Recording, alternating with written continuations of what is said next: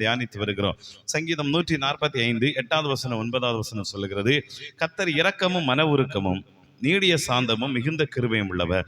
கர்த்தர் எல்லார் மேலும் தயவுள்ளவர். அவர் இரக்கங்கள் அவருடைய எல்லா கிரியைகள் மேலும் உள்ளது. கர்த்தருக்கு ஸ்தோத்திரம். அல்லேலூயா. ஆண்டவருடைய குணநலன்களை குறித்து நாம் தியானித்துக் கொண்டிருக்கிறோம். ஆண்டவருடைய குணநலன்கள், அவர் இரக்கம் உள்ளவராயிருக்கிறார், மனதுருக்கம் உள்ளவராயிருக்கிறார், நீடிய சாந்தம் உள்ளவராயிருக்கிறார், மிகுந்த கிருபை உள்ளவராயிருக்கிறார், தயவுள்ளவராயிருக்கிறார். ஆண்டவருடைய குணநலன்கள் இந்த இடத்தில் எழுதப்பட்டிருக்கு. அவர் இரக்கம் உள்ளவர், மனதுருக்கம் உடையவர், நீடிய சாந்தம் உள்ளவர், மிகுந்த கிருபை உள்ளவர், தயவு உள்ளவர். இந்த 5 விதமான குணங்கள் அவரை 5 விதமான குணங்களை குறித்து சங்கீதக்காரனாகிய தாவீது இந்த இடத்திலே சொல்லுகிறார். ஆண்டவருடைய குணநலன்கள் எப்படி இருக்கிறது? சில காரியங்களை நம்ம பார்த்தோம். இரக்கம் உள்ளவரும் மன உருக்கம் உள்ளவரும் என்று சொல்லி பார்த்தோம். அடுத்த ஒரு காரியத்தை பார்க்க போகிறோம். நீடிய சாந்தம், மிகுந்த கிருபை உள்ளவர், தயவு உள்ளவர். அல்லேலூயா. சத்தமாய் சொல்லுங்க. அல்லேலூயா. நீடிய சாந்தம் உள்ளவர். ஆண்டவர் சாந்தம் உள்ள கடவுள் என்று வேதத்தில் எழுதப்பட்டிருக்கிறது. நீங்கள் மத்தேயு 11:29 வாசித்து பார்க்கும்போது, மத்தேயு எழுதின சுவிசேஷம் 11:29 இயேசு சொல்லுகிறார், நான் சாந்தமும் மனத்தாழ்மையுமாய் இருக்கிறேன் அப்படி என்று எழுதப்பட்டிருக்கிறது. ஆண்டவர் சாந்தம் உள்ளவராய் மனத்தாழ்மை உள்ளவராய் இருக்கிறார் என்று எழுதப்பட்டிருக்கிறது. கழுதை மேலே கழுதை குட்டி மேல் ஏறி வருகிறவர் சாந்தம் உள்ளவர் என்று வேதத்தில் எழுதப்பட்டிருக்கிறது. யோனா புஸ்தகத்தை நீங்கள் வாசித்து பார்க்கும்போது, யோனா புஸ்தகத்திலே யோனா சொல்லுகிறார், ஆண்டவருடைய 4வது அதிகாரம் 2வது வசனத்திலே, நீர் இரக்கமும் மன உருக்கமும் நீடிய சாந்தமும் மிகுந்த கிருபையும் உள்ளவர் என்று எழுதப்பட்டிருக்கிறது. சங்கீதங்கள் புஸ்தகம் 103வது புஸ்தகத்தை நீங்கள் வாசிக்கும் போது அங்கேயும் இதே வசனம் எழுதப்பட்டிருக்கிறது. சங்கீதங்கள் புஸ்தகம் 103 நீங்கள் வாசித்தால், அவர் உருக்கமும் இரக்கமும் நீடிய சாந்தமும் மிகுந்த கிருபையும் உள்ளவர். அல்லேலூயா. அவர் இரக்கம் உள்ளவர், உருக்கம் உள்ளவர், நீடிய சாந்தம் உள்ளவர், மிகுந்த கிருபையும் உள்ளவர். அப்ப இந்த நீடிய சாந்தம் அப்படிங்கிற வார்த்தையினுடைய அர்த்தம் என்ன? ஆங்கிலத்திலே இந்த வேதத்திற்கு இன்னொரு அர்த்தம் சொல்லப்பட்டிருக்கு. சாந்தம் என்கிற வார்த்தைக்கு ஆங்கிலத்திலே கோபிப்பதற்கு தாமதமானவர் என்று சொல்லப்பட்டிருக்கிறது. அல்லேலூயா. ஆங்கில வேத புஸ்தகத்தை நீங்கள் வாசித்தால் அதிலே இப்படித்தான் எழுதப்பட்டிருக்கிறது. சாந்தம் என்கிற வார்த்தைக்கு இன்னொரு அதனுடைய மொழிபெயர்ப்பு எப்படி வருதுன்னா, அவர் கோபிப்பதற்கு தாமதம் உள்ளவர். சீக்கிரத்திலே கோபம் கொள்ளுகிறதில்லை, சீக்கிரத்திலே கோபம் கொள்ளுகிற கடவுள் இல்ல, அவர் அமைதியானவர், அதை சாந்தமாய் அதை பொறுமையாய் கையாளுகிறவர் என்று வேதம் சொல்லுது. அல்லேலூயா.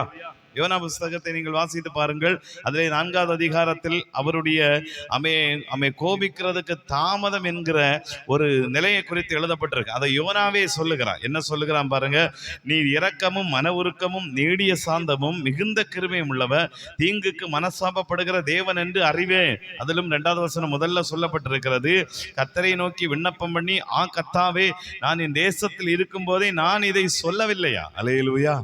ஏற்கனவே நான் உங்களுக்கு சொல்லுகிறேன், நீர் சாந்தம் உள்ளவர், இரக்கம் உள்ளவர், மனதுருக்கம் உள்ளவர், நீடிய பொறுமை உள்ளவர், தீங்குக்கு மனசாபப்படுகிறவர். அதனாலதான் அவன் நினிவே பட்டணத்துக்கு போகாம தர்சீசுக்கு ஓடி போனேன் அப்படிங்கிற வார்த்தையை சொல்லுகிறான். காரணம் என்ன? ஆண்டவருடைய வசனம் சொல்லுகிறது, அவர் கோபிக்கிறதுக்கு தாமதமானவர். சீக்கிரத்துல கோபப்பட மாட்டார். அல்லேலூயா. லேட் பண்ணுவார். எப்படியாவது கோபத்தை பின் வைக்கிறதுக்கு தான் பார்ப்பார், எப்படியாவது அவர்களை காப்பாற்றுறதுக்கான வழிமுறைகளை பார்ப்பார். அதனாலதான் இந்த இடத்தில் எழுதப்பட்டிருக்கிறது, அவர் சாந்தம் உள்ளவர், கோபிக்கிறதுக்கு தாமதமானவர். ரோமருக்கு எழுதின நிருபத்தை நீங்கள் வாசித்து பார்க்கும்போது, 9வது அதிகாரம் அதிலே 23வது வசனத்தை திருப்பிக் கொள்ளுங்கள். ரோமருக்கு எழுதின நிருபம் 9:23 என்ன எழுதப்பட்டிருக்கிறது? தாம் மகிமைக்காக எத்தனமாக்கின கிருபா பாத்திரங்கள் மேல் தம்முடைய மகிமையின் ஐஸ்வர்யத்தை தெரியப்படுத்த சித்தமாய் அழிவுக்கு எத்தனமாக்கப்பட்ட கோபாக்கினை பாத்திரங்கள் மேல் மிகவும் நீடிய சாந்தத்தோட பொறுமையாய் இருந்தாரானால் உனக்கு என்ன? ஆண்டவருடைய வார்த்தை அழகாய் சொல்லுது பாருங்க. தாம் மகிமைக்காக ஏற்படுத்தின கிருபா பாத்திரங்கள் மேல் மகிமையின் ஐஸ்வர்யத்தை தெரியப்படுத்துகிறார். அதே நேரத்திலே கோபாக்கினைக்கு அல்லது அழிவுக்கு எத்தனமாக்கப்பட்ட, அழிவுக்கு ஆயத்தமாக்கப்பட்டிருக்கிற அந்த கோபாக்கினை பாத்திரங்கள் மேல் உடனே அதை செய்வதில்லை. அல்லேலூயா. அழகா வேதம் சொல்லுது, கோபாக்கினை இவர்களுக்கு உண்டு என்று எழுதப்பட்டிருக்கிறது, பாவம் செய்கிறவர்களுக்கு தண்டனை உண்டு என்று எழுதப்பட்டிருக்கிறது. ஆனா இங்க என்ன சொல்லுது பைபிள்? கோபாக்கினை பாத்திரங்கள் மேல் நீடிய சாந்தம். அப்போ கோபிக்கிறதுக்கு தாமதம் அப்படிங்கிற ஒரு வார்த்தை, அப்போ கோபத்தை வெளிப்படுத்துறதுக்கு லேட் பண்ணுகிறார். அல்லேலூயா. ஸ்தோத்திரம், அல்லேலூயா. அதனாலதான் அவருடைய பெயர் சாந்தம் என்று எழுதப்பட்டிருக்கு. சாந்தம் என்று சொன்னால் கோபாக்கினைக்கு லேட் பண்ணுகிறவர் அல்லது தாமதிக்கிறவர். ஆண்டவர் சொல்லுகிறார், எல்லாரும் மனம் திரும்பணும் அல்லது எல்லாரும் ரட்சிக்கப்பட வேண்டும், எல்லாரும் விடுதலையாக்கப்பட வேண்டும் என்று தாமதம் பண்ணுகிறார். அவர் சீக்கிரத்துல அதை செய்ய மாட்டார். அல்லேலூயா. கவனிக்கிறீங்களா? எழுதின சுவிசேஷம் 11வது அதிகாரத்தை திருப்பிக் கொள்ளுங்கள். அதிலே ஆண்டவருடைய வார்த்தை சொல்லுது 29, நான் சாந்தமும் மனத்தாழ்மையுமாய் இருக்கிறேன், என் நுகத்தை உங்கள் மேல் ஏற்றுக்கொண்டு என்னிடத்தில் கற்றுக்கொள்ளுங்கள், அப்பொழுது உங்கள் ஆத்துமாக்களுக்கு இளைப்பாறுதல். கர்த்தருடைய வார்த்தை சொல்லுது, நான் சாந்தமா இருக்கிறேன், மனத்தாழ்மையா இருக்கிறேன், என்னுடைய நுகத்தை உங்கள் மேல் ஏற்றுக்கொள்ளுங்கள், என்னிடத்தில் கற்றுக்கொள்ளுங்கள். ஆண்டவர் சொல்றாரு, இந்த கோபத்தை தாமதமாக்குகிறவர் என்கிற கடவுளிடத்துல சில காரியங்களை கற்றுக்கொள்ள ஆண்டவர் விரும்புகிறார். கற்றுக்கொள்ள சொல்லுகிறார். என்ன சொல்லுகிறார்? என் நுகத்தை உங்கள் மேல் ஏற்றுக்கொண்டு என்னிடத்தில் கற்றுக்கொள்ளுங்கள், அப்பொழுது உங்கள் ஆத்துமாக்களுக்கு இளைப்பாறுதல் கிடைக்கும். கிறிஸ்தவர்கள் சில நுகத்தை ஏற்றுக்கொண்டுதான் ஆகணும். கிறிஸ்தவர்கள் சில பாடுகளை ஏற்றுக்கொண்டுதான் ஆகணும். சில கிறிஸ்தவர்களுக்கு சில கஷ்டங்கள் இருக்கிறது. ஆண்டவரை ஏற்றுக்கொண்டது நிமித்தம், பரிசுத்தமாய் வாழுகிறது நிமித்தம், தேவனை தேடினது நிமித்தம் நமக்கு உண்டாகிற அவமானங்களும் நிந்தனைகளோ கண்டிப்பா நமக்கு உண்டு. அல்லேலூயா, ஸ்தோத்திரம், அல்லேலூயா. இவைகளை நாம் ஏற்றுக்கொள்ள வேண்டும் என்று வேதத்தில் எழுதப்பட்டிருக்கிறது. அல்லேலூயா. வருஷத்துக்கு முன்னாடி ஒரு பிக்சரை பார்த்தேன். ஒரு பிக்சர் வரைந்திருந்தான். ஒரு சகோதரன் ஒரு பிக்சரை வரைந்திருந்தான். அதுல ஒரு சகோதரன் தன்னுடைய தோளிலே ஒரு சிலுவையை தூக்கி கொண்டு போயிட்டு இருக்கிறான். அது ரொம்ப வெயிட்டா இருக்கு. இன்னொரு சகோதரனும் அந்த தோளிலே அந்த சிலுவையை தூக்கி கொண்டு போகிறான். 2 பேரும் போகும்போது அதுல ஒருத்தர் ரொம்ப கஷ்டப்பட்டு அந்த சிலுவையை சுமந்து போயிட்டே இருக்கிறார். ஆனா கூட இருக்கிறவர் என்ன பண்றான் அப்படின்னா, சிலுவையில 4 பக்கத்தையும் கொஞ்சம் கொஞ்சமா கட் பண்ணான். மேல கொஞ்சம், கீழே கொஞ்சம், வலது பக்கம், இடது பக்கம். அப்ப கொஞ்சம் கட் பண்ணும்போது அவனுக்கு கொஞ்சம் பாரம் கம்மியானது போல இருந்தது, சுமை கொஞ்சம் குறைந்தது போல இருந்தது.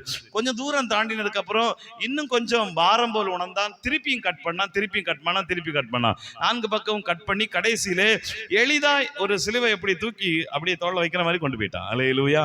ஆனா கூட வந்தவன் எப்படி பண்றான் அப்படின்னா, ரொம்ப கஷ்டப்பட்டு இழுத்து கொண்டு போயிட்டு இருக்கிறான். அப்ப இந்த எளிதாய் கொண்டு போனவன் சீக்கிரத்துல போயிட்டான். ஆனா இந்த கஷ்டத்தோடு வர்றவன் பேக்ல வந்துட்டு இருக்கிறான். ஆனா ஒரு சம்பவம் நடக்கிறது. அவன் கொஞ்சம் தூரம் போனதுக்கு அப்புறம் ஒரு பெரிய பள்ளத்தாக்கு இருக்கிறது. அந்த பள்ளத்தாக்கை தாண்ட இவனுக்கு முடியல. அந்த சிலுவை தோல்ல வச்சிருக்கிறான், ஒன்றும் பண்ண முடியல. ஆனா பின்னாடி வந்தவன் என்ன பண்ணானா, அந்த சிலுவைய அந்த பள்ளத்தாக்கு மேல வச்சான், கரெக்டா நடந்து போயிட்டான். அல்லேலூயா. மறுபக்கத்துல போயிட்டான். ஆனா இந்த சிலுவையை கட் பண்ணினவன் என்ன பண்ணா, இவனால பள்ளத்தாக்கை தாண்ட முடியல. அல்லேலூயா. நம்ம பாடுகள் வேண்டாம், உலகத்தோடு தான் நான் வாழுவேன். ஆண்டவர் ஏற்றுக்கொண்டதுன்னு எனக்கு நிந்தனைகள், அவமானம் எதுவும் வேண்டாம். உலகம் என்னை எதையாவது செஞ்சிடும், அப்ப உலகத்துக்கு ஏற்றபடி வாழ்வேன்னா ஒரு நாள் மரணத்தின் பள்ளத்தாக்கை நாம் தாண்டுவோம். அப்ப மரணத்தின் பள்ளத்தாக்கை தாண்டுவதற்கு இந்த சுமையும் இந்த நுகமும் நமக்கு கிடைக்குது.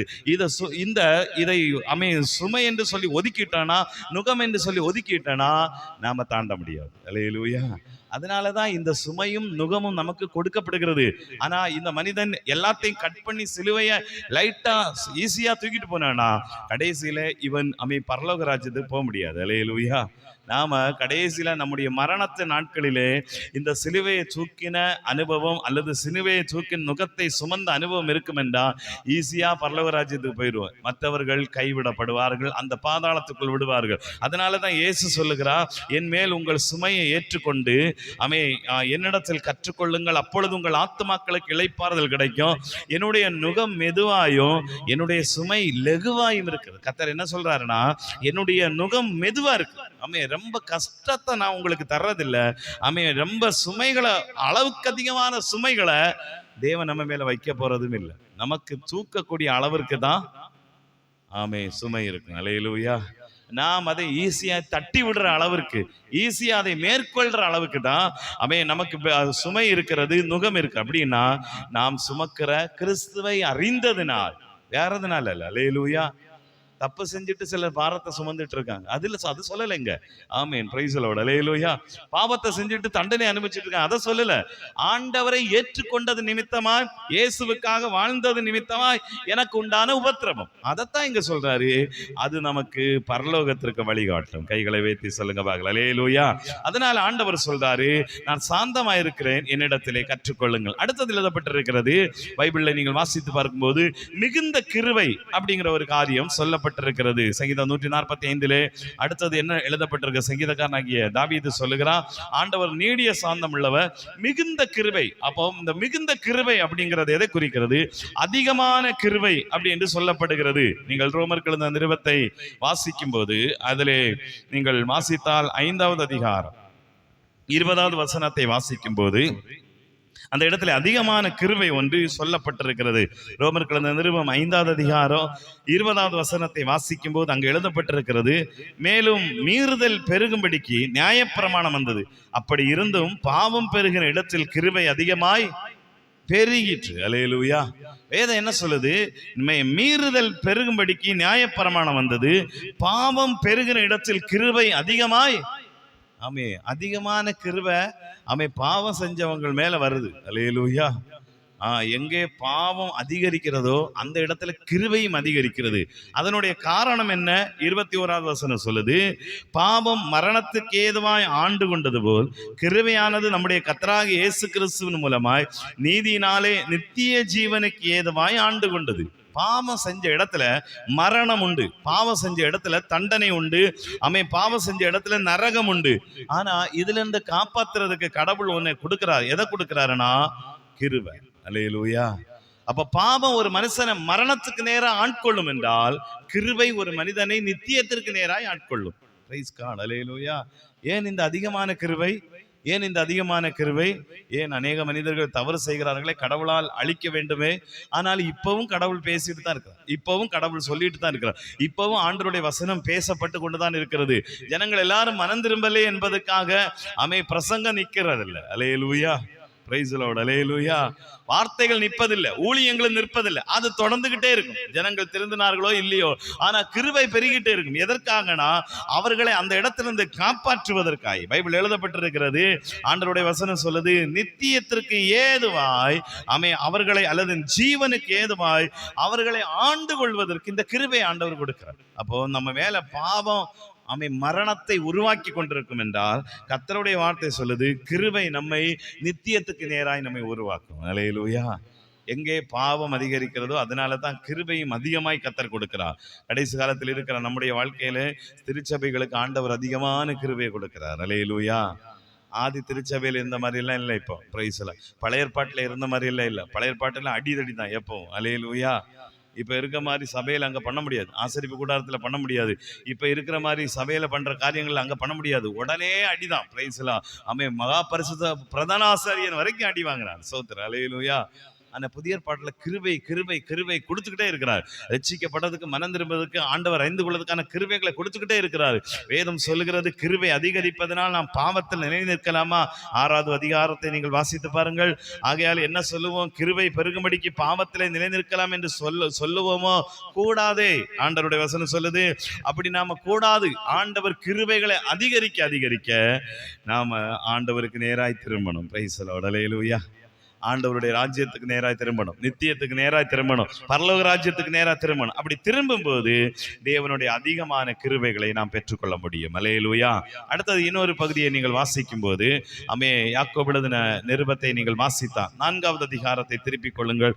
யாக்கோபு எழுதின நிருபம் 4வது அதிகாரம் 6வது வசனத்தை நீங்கள் வாசித்து பாருங்கள். அங்கே எழுதப்பட்டிருக்கிறது, அவர் அதிகமான கிருபை அளிக்கிறாரே, ஆதலால் தேவன் பெருமை உள்ளவர்களுக்கு எதிர்த்து நிற்கிறார், தாழ்மை உள்ளவர்களுக்கோ கிருபை அளிக்கிறார் என்று சொல்லி இருக்கிறது. கர்த்தருக்கு ஸ்தோத்திரம். இந்த வேத பகுதியை நீங்கள் வாசித்து பாருங்கள். அதிகமான கிருபையை கடவுள் நமக்கு தர்றாரு. பெருமை உள்ளவர்களுக்கு எதிர்க்கிறார், ஆனா தாழ்மை வரும்போது கிருபை அதிகரிக்கிறது. கடவுள் நம்மை உயர்த்த உயர்த்த உயர்த்த, நம்மை தாழ்த்த தாழ்த்த தாழ்த்த கிருபை பெருகிட்டே இருக்கும். அல்லேலூயா. அதிகமான கிருபையை பெற்றுக்கொள்றதுக்கு கடவுள் என்ன வழி சொல்லுகிறார்? வேதம் என்ன சொல்லுது? பெருமை உள்ளவர்களுக்கு எதிர்த்து நிற்கிறார், பெருமை உள்ளவர்களுக்கு எதிர்க்கிறார், தாழ்மை உள்ளவர்களுக்கு கிருபை அளிக்கிறார். அப்போ கிருபையை பெருக பண்றதுக்கு, கிருபை அதிகரிக்கிறதுக்கு ஆண்டவர் ஒரு வழிமுறைகளையும் சொல்லி கொடுக்கிறார். நம்மை தாழ்த்துவது. அல்லேலூயா. என்னதான் உயரத்துல உச்சத்துல வச்சாலும் ஆண்டவருக்கு முன்பா நம்மை தாழ்த்தணும். அல்லேலூயா. தாவீது சொல்லுகிறான், இதை விட அற்பமா இருக்கிறதற்கு நான் விரும்புவேன். ராஜா தெருவில் கடந்து ஆட மாட்டான். ஆனா அவன் சொல்றான், இதை விட அற்பமாய் கடவுளுக்கு முன்பாய் நான் மாறுறதுக்கு ரெடியா இருக்கு. அப்போ அவனுடைய இருதயத்துல அந்த ப்ரௌட் இல்லை, அந்த இருதயத்துல அந்த பெருமை இல்லை. அவன் தன்னைத்தானே தாழ்த்தினதுனால கர்த்தர் சொல்றாரு, தாவீதுக்கு அருளின நிச்சயமான கிருபைகளை உங்களுக்கு அருளுவேன். கைகளை உயர்த்தி சொல்லுங்க பார்க்கலாம். அல்லேலூயா. கிருபையை பெற்றுக்கொள்றதுக்கு நம்மை தாழ்த்துவோம். கிருபையை பெற்றுக்கொள்வதற்கு ஆண்டவரிடத்துல ஓடி வருவோம். அவர் மகா பெரிய கிருபை உள்ளவராயிருக்கிறார், நீடிய சாந்தம் உள்ளவராயிருக்கிறார். ஒப்பு கொடுப்போம். கர்த்தர் நம்மை ஆசீர்வதிப்பார். அப்படியே கண்களை மூடுவோமா, ஜெபிக்கலாம். எல்லாரும் அப்படியே கண்களை மூடுவோமா, ஜெபிப்போம். Thank you father.